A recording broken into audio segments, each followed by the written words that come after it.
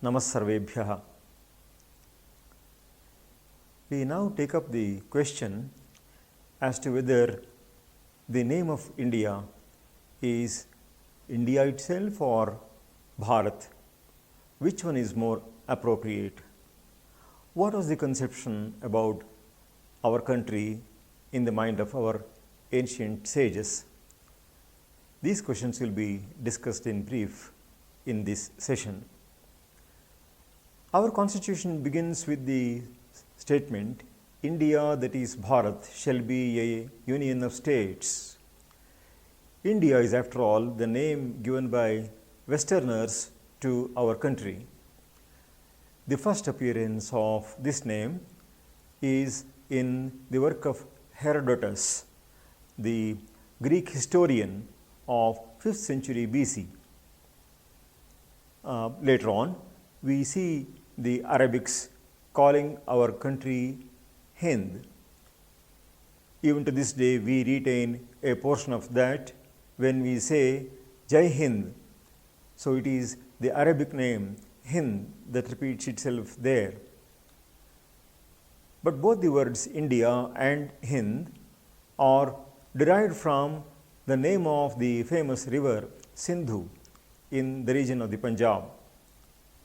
The word Sindhu became Hind, and the word Hind turns into Ind because the aspirate Ha is missed and is made an inaspirate sound by the replacement of the H sound by the vowel sound. So, he becomes E, and therefore, the word Hind has become Ind. The word India occurs in the Greek Indike. There is also a work written by Megasthenes by name Indica. So, these are the names that we obtain for our country, and making use of the name given by the Arabs or the Persians, we call our country Hindustan also sometimes. The word Hindustan was the one that was prevalent in the Mughal times. Now, what was the conception of our country by our own ancestors? That is a question that really need to be probed into. Now, we get definitions of our own country, and the titles of Aryavarta, Brahmavarta, Brahmarshi Desha, Bharata are all names that figure in our Puranic literature. For example, this verse calls our country Aryavarta, A Samudrattu Vai Purvad, A Samudrattu Paschimat, Tayoreva Antaram Giryoho Aryavartam Vidurbudhaha. This country is called Aryavarta, and the description, the geographical description that is given for the country is that from the eastern ocean to the western ocean, Purvat Samudrat and Paschimat Samudrat A. So, A means both from and up till. So, from the eastern ocean up till the western ocean, and the region between the two mountains, Tayoreva Antaram Giryoho, namely the Himalaya and the Vindhya mountain, that has been known as Aryavarta, Aryavartam Vidurbudhaha. And that is the region where the Aryas come again and again.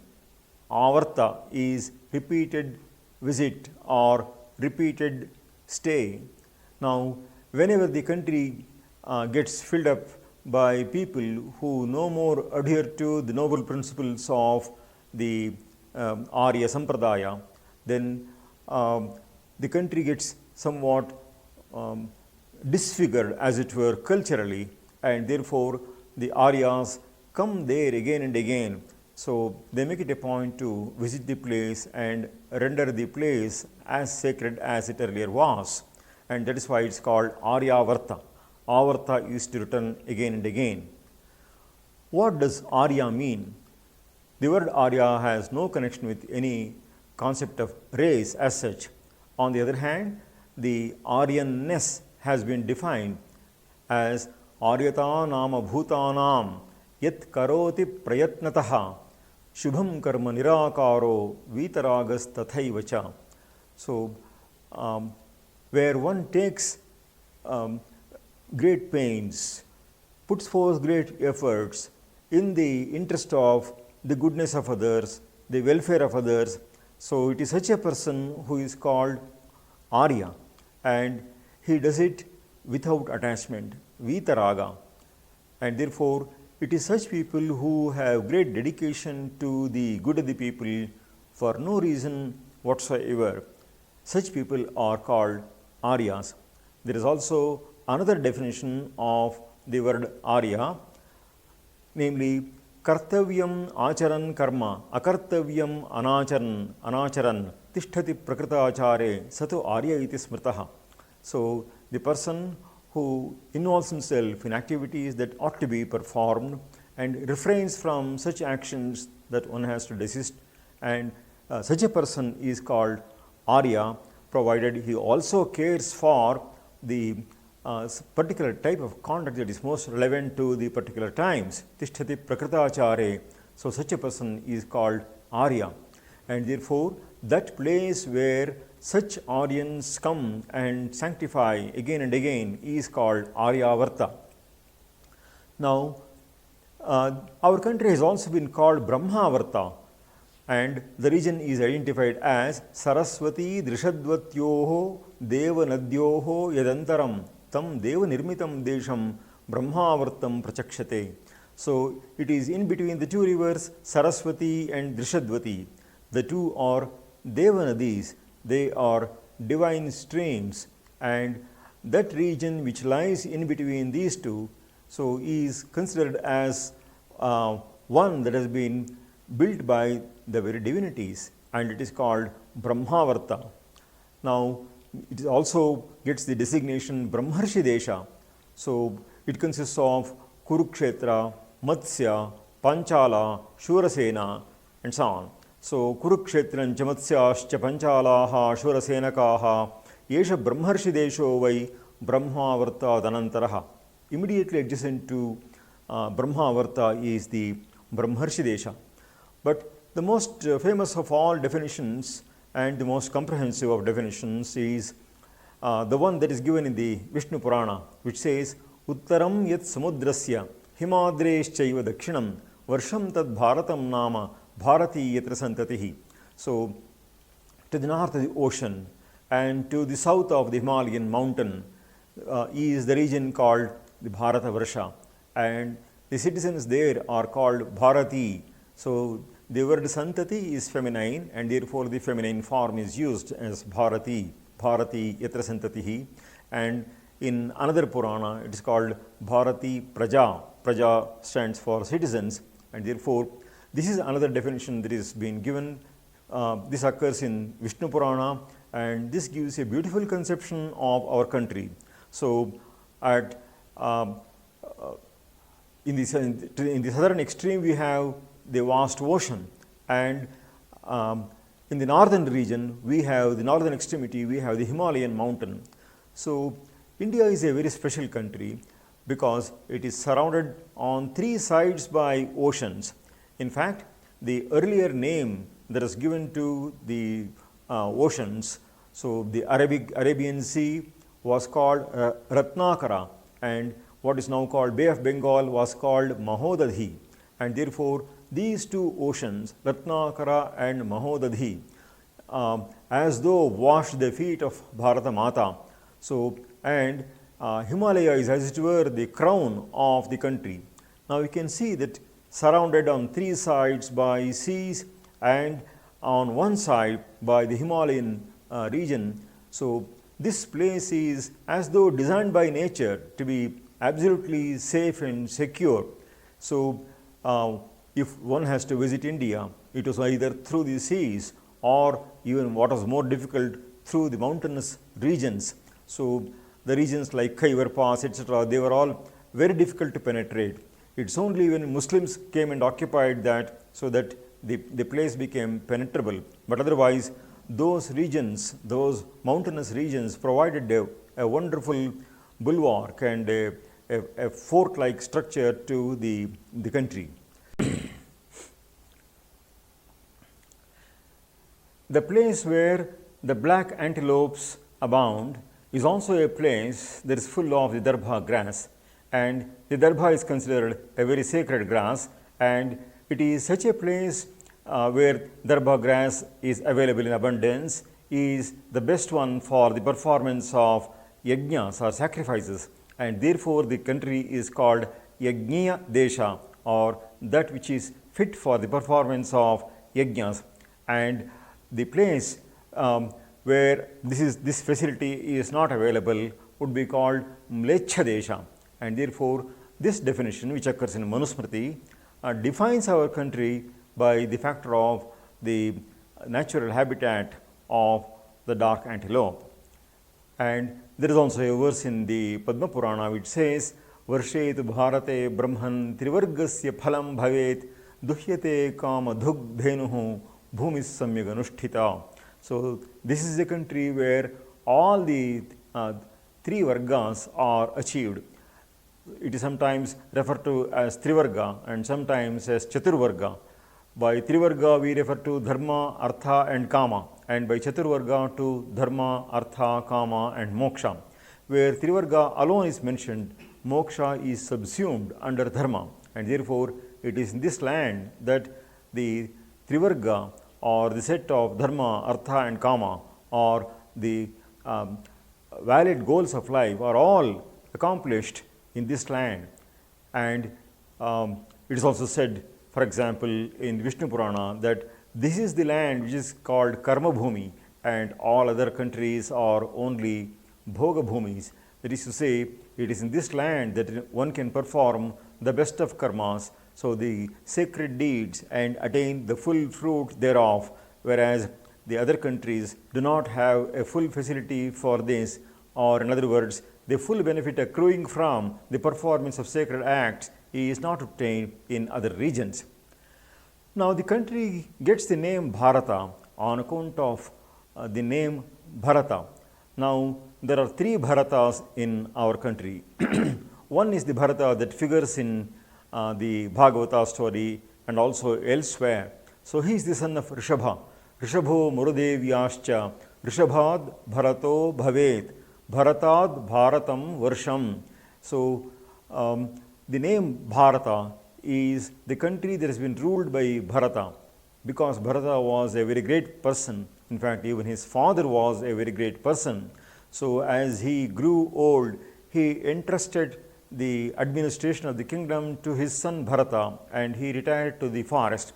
And therefore we find that even kings were always keen on renouncing everything and retiring to the forest and pursue the higher goals of life.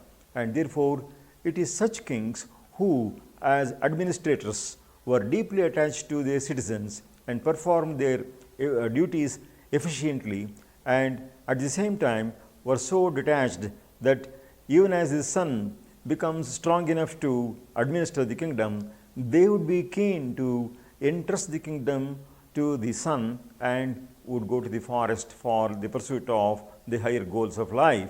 And therefore it is on account of that Rishabha, that son of Rishabha, namely Bharata, that this country got the name Bharata.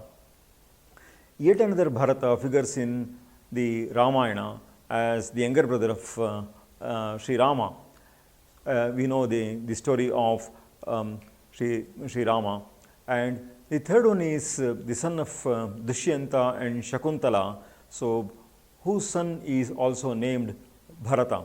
Now, towards the close of the play Abhijnana Shakuntala, there is a beautiful verse that describes the future, the present and future accomplishments of Bharata. So it says, Rathe nanudghatastimita gatina tirna jaladhi pura saptadvipam jayati vasudham aprati ratha ihayam sattvanam prasabhadamanat sarvadamanaha punaryasyatyakyam bharata iti lokasya bharanat.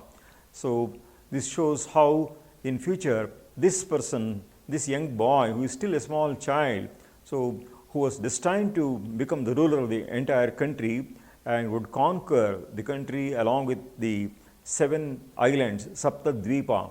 And right then, he was the person who was able to dominate over all the creatures in the hermitage, and therefore Sattvanam Prasabhadamanat Sarvadamanaha. He is called Sarvadamana, and therefore he is able to exercise control over all the creatures there in the hermitage. So, and exercising control by the employment of force. So he was strong and powerful. And then Punaryasyat Yakhyam Bharata iti lokasya bharanat. So he is actually Sarvadamana, so true to his name, and he will get to be famous by the name Bharata because of lokasya bharanat, because he sustains the world in an excellent manner. You must note that the word Sarvadamana here, so dominating over all other creatures, is not a negative epithet of Bharata. On the other hand, it shows a positive side, for that word is also applicable to Lord Shiva, of whom we say Sarvabhuta Damanaya Namaha. So he is Sarvabhuta Damana, or the person who exercises control over all the creatures, all the bhutas. And in the Mahabharata, there is the statement, Astvayam Sarvadamanaha Sarvam hi Damayatyasau. Now, it is the primary duty of the king to exercise danda. So that is, even though every text of ours emphasizes the importance of ahimsa, that is not the role of a king. So the king has to be very careful and needs to exercise himsa where it is warranted, and therefore he is the very embodiment of danda, and therefore he is a person who is Sarva Damana. Now, it is also said, for example, in the Vayu Purana, that Manu himself was called Bharata because Bharanacha Prajanam Vai Manur Bharata Uchyate. Manu was himself called Bharata because Bharanacha Prajanam, it is he who would sustain all the citizens. And the word Samrat was used for one who would rule over the entire Bharata Varsha, the entire kingdom. We all hear the famous poem of Walter Scott, Lay of the Last Minstrel, in which he emphasizes the importance of patriotism, and he asks in an interrogatory manner, breathes there the man with soul so dead, who never to himself hath said, this is my own, my native land, from wandering on a foreign strand. So, if a man does not feel patriotic about his own country, then his soul is verily dead, is what Walter Scott says there in that poem. Now, as against the mere love of the mud of one's own country, or the geography of one's own country, the way our sages perceived of the greatness and grandeur of our own nation is given in 3 beautiful verses which occur in Vishnu Purana. The verses are, Gayanti Devah Kila Gitakani Dhanyastute Bharata Bhumi Bhage Swargapa Vargaspada Marga Bhute Bhavanti Bhuyav Purusha Suratvat. It says, even the gods themselves sing the glories of this country. Gayanti Devah Kila Gitakani. And what do they say?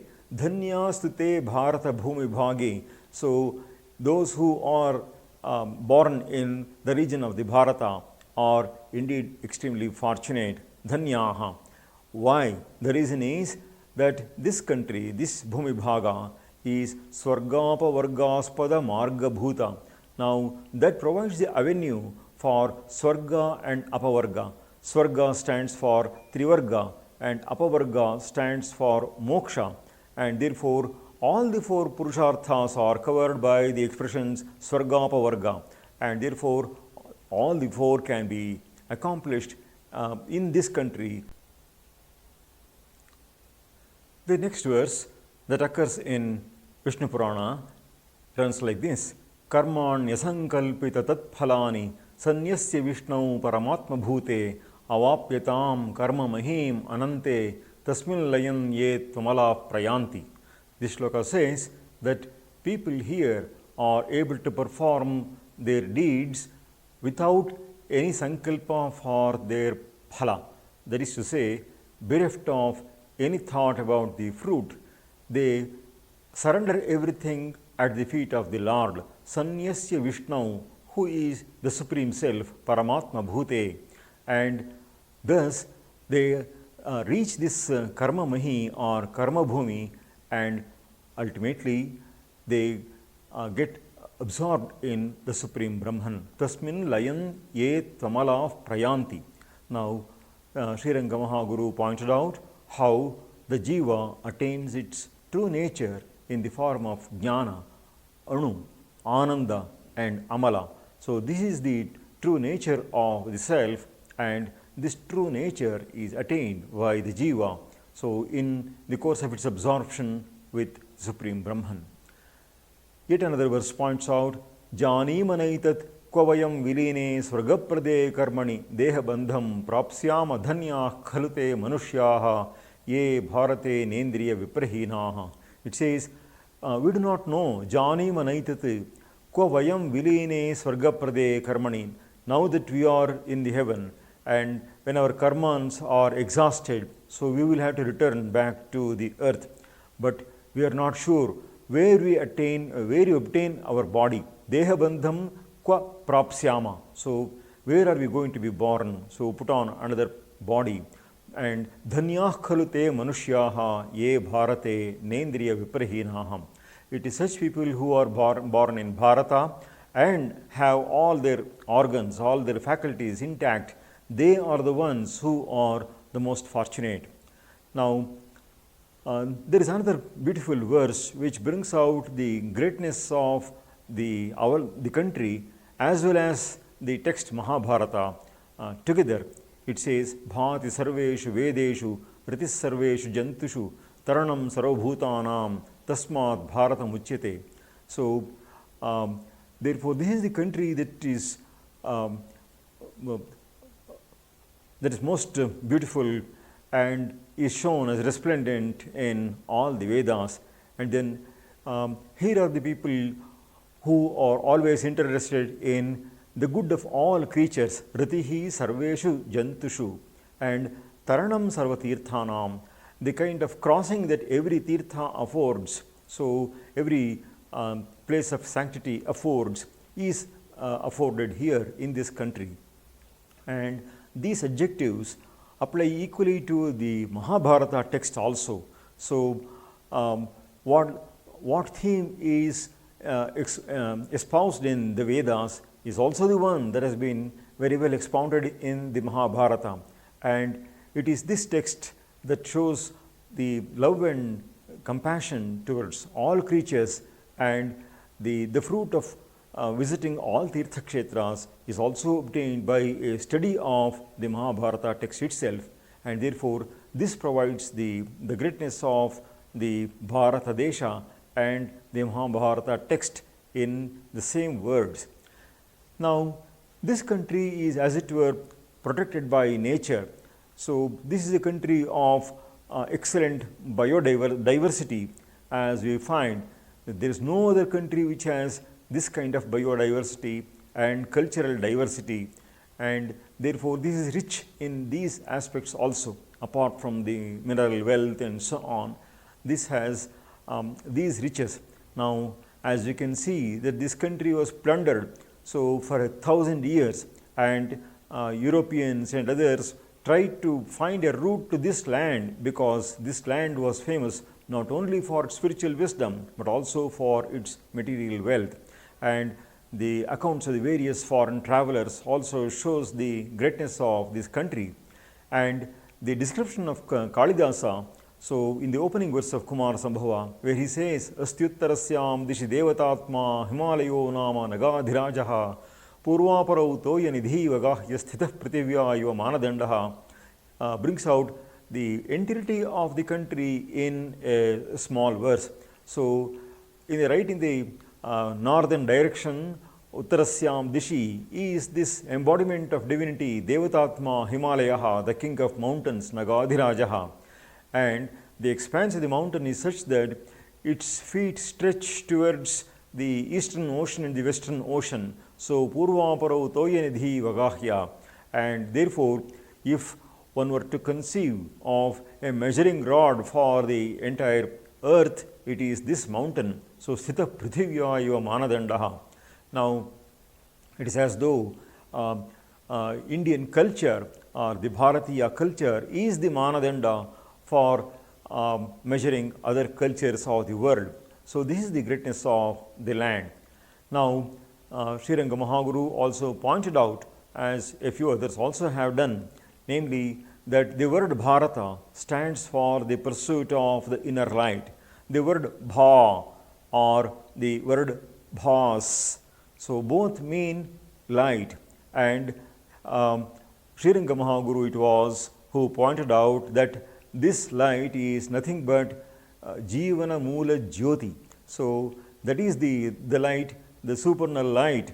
So, there is this Latin proverb ex oriente lux, which means from east issues illumination, and thus India provided the true illumination that is required for the upliftment of the entire humanity.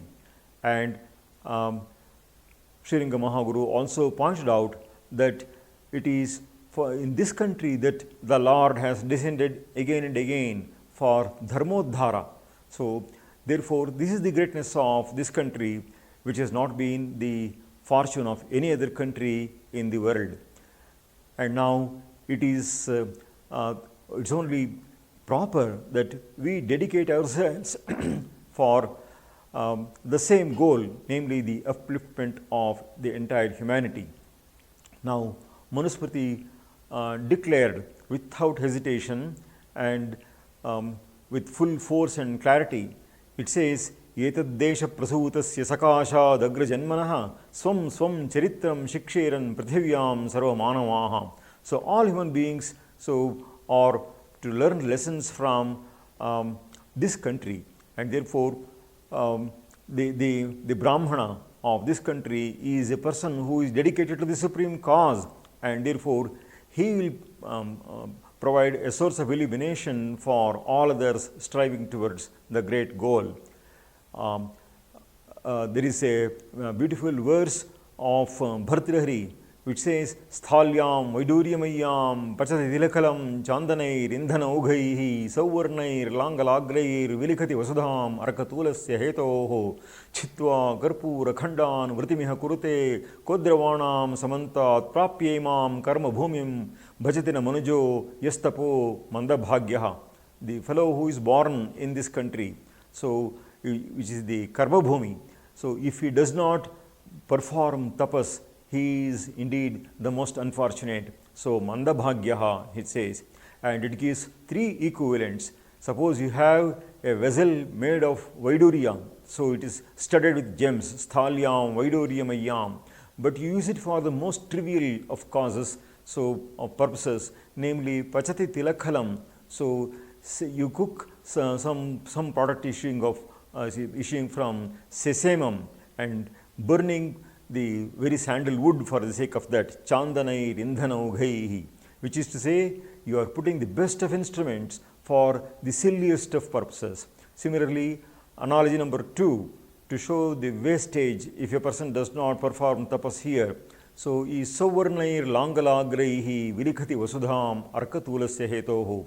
So, you have the golden plow in your hand and you are making use of that for the sake of digging, for the sake of the arka tree, the cotton of the arka tree, which is the most trivial thing that you can do by plowing the land. And the third analogy is Chitva Karpura Khandan. So, you make use of the pieces of camphor, Vritimiha Kurute, the branches of camphor, and you make use of that for the sake of building a fence for the most trivial of grasses, Kodravanam Samantat. One could as well say that you are given a supercomputer and you are using it only for addition and subtraction. So, therefore, these shlokas this shloka brings out the greatness of the birth in our country. Now, we may end this talk with a remembrance of the famous statements in Taittiriya Brahmana, which was commented upon by Sriranga Mahaguru. It says, Uttishtata Maswapta Agnimichhadvam Bharataha. O citizens of India, so Uttishtata, rise up, Maswapta, do not sleep, Agnimichhadvam, so pursue the attainment of Agni, namely Paramatman. Agram Nayati iti Agnihi is the etymology of the word Agni, and it stands for Paramatman, who leads us upwards, he leads us forward and leads us to the highest abode. And there is also the statement in the Vedas, Icchanti devas sunvantam naswapnaya sprhayanti. The divinities are fond of those who perform the yajna, and they certainly dislike the person who is always asleep. And therefore, we have the message of the Vedic literature. So, Charaiveti, and Kalishayano bhavati. The person who is asleep is Kali, and therefore one must wake up and move on and pursue high goals in life. So, Uttishtata, Jagrata, Prapya Varan Nibodhata. So, wake up, stand up, and then go to the great and get great and noble teachings from them. Prapya Varan Nibodhata. Namaskar.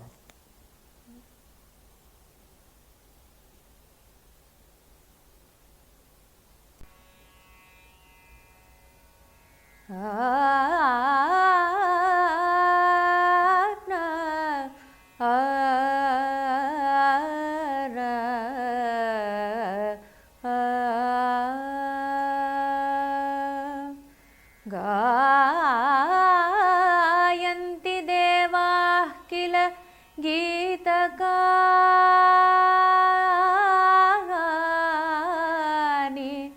गायन्ति देवाः किल गीतकानि धन्यास्तु ते भारतभूमिभागे धन्यास्तु ते भारतभूमिभागे स्वर्गापवर्गास्पद मार्गभूते भवन्ति भूयः पुरुषासुरत्वात् स्वर्ग अपवर्गास्पद मार्गभूते भवन्ति भूयः पुरुषाः सुरत्वात् कर्माण्यसङ्कल्पिततत्फलानि सन्न्यस्य विष्णौ परमात्मभूते अवाप्यतां कर्ममहीमनन्ते तस्मिल्लयं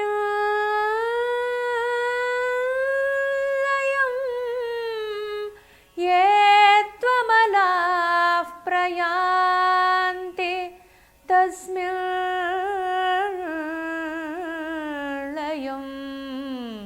ये तु अमलाः प्रयान्ति जानीमनैतत् क्व वयं विलीने स्वर्गप्रदे कर्मणि देहबन्धं प्राप्स्याम धन्याः खलु ते मनुष्याः ये भारते नेन्द्रियविप्रहीनाः धन्यास्ते मनुष्याः खलु ये भारते